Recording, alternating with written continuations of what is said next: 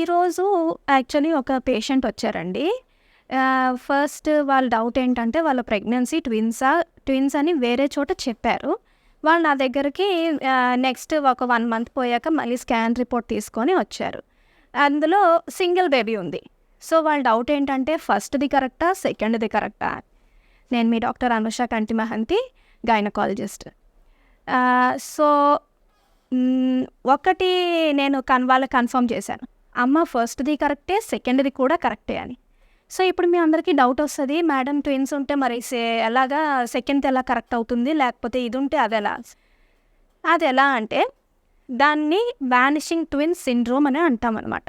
అంటే ఏంటంటే first twins లాగానే ఫార్మ్ అవుతాయి, కాకపోతే అది గ్రోత్ అయ్యేటప్పటికి ఒక ట్విన్ గ్రోత్ పొటెన్షియల్ని అందుకుంటుంది, ఇంకొకటి తగ్గిపోతుంది.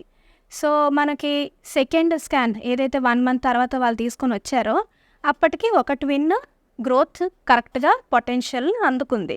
సో ఆ ట్విన్ బేబీ హార్ట్ బీట్ అంతా నార్మల్గా ఉండింది. Second twin it has vanished. So second scan report కూడా కరెక్టే.